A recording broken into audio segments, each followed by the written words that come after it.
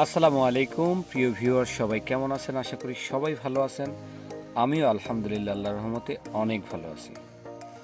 আমি বরিশালের সৌন্দর্য ফুটিয়ে ওঠানোর লক্ষ্যে বরিশালের বিভিন্ন নিদর্শন তথা ঐতিহ্যকে তুলে ধরে সোশ্যাল মিডিয়া, ফেসবুক এবং ইউটিউবে কিছু ভিডিও আপলোড করে থাকি। তারই ধারাবাহিকতায় আজ আমরা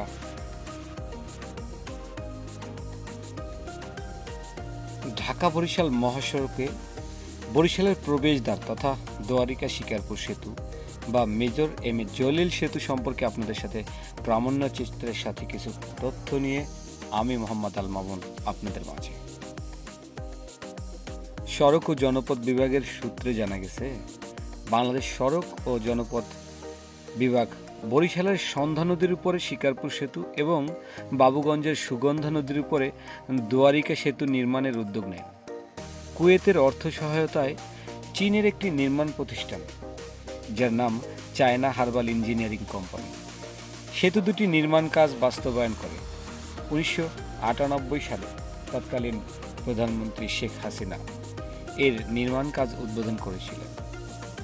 প্রায় 112 কোটি টাকা ব্যয়ে নির্মিত হয় 390 মিটার দীর্ঘ দোয়ারিকা সেতু ও 292 মিটার দীর্ঘ শিকারপুর সেতু।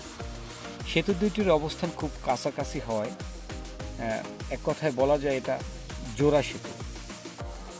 এই দুই সেতুর অবস্থান খুব কাছাকাছি হওয়ায় এর সঙ্গে রয়েছে আরও 11 কিলোমিটার সংযোগ সড়ক। 2003 সালের 12 এপ্রিল তৎকালীন প্রধানমন্ত্রী খালেদা জিয়া সেতু দুটির যান চলাচল উদ্বোধন করেন।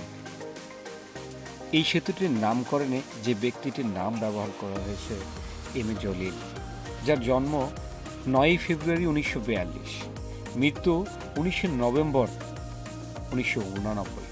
47 বছর বয়সী সাবেক সেনা কর্মকর্তা, যার পেশা ছিল রাজনীতি। তিনি মুক্তিযুদ্ধের সেক্টর কমান্ডার ছিলেন, যার ধর্ম ছিল ইসলাম। বরিশাল জেলার উজিরপুর উপজেলার 8 নং শিকারপুর উজিরপুর ইউনিয়নে ঢাকা বরিশাল মহাসড়কের ইসলাদি নামক স্থানে সন্ধ্যা নদীর উপরে বীর মুক্তিযোদ্ধা মেজর এম এ জলিল সেতু অবস্থিত। সেতুটি অত্যন্ত দৃষ্টিনন্দন, অতি সুন্দর।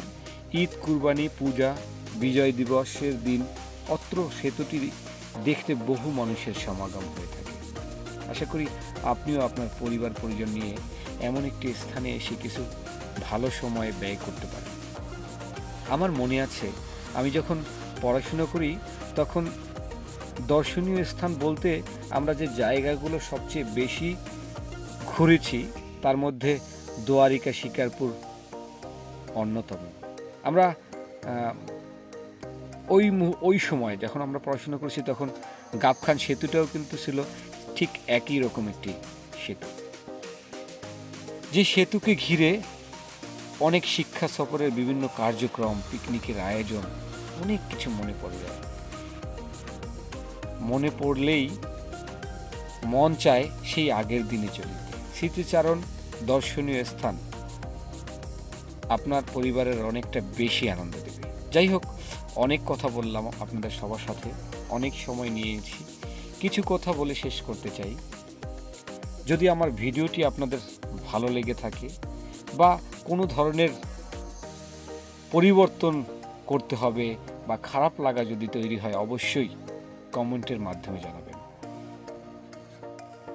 ভালো লাগা এবং খারাপ লাগার রিয়াকশন দিয়ে অবশ্যই আমাকে জানিয়ে দেবেন।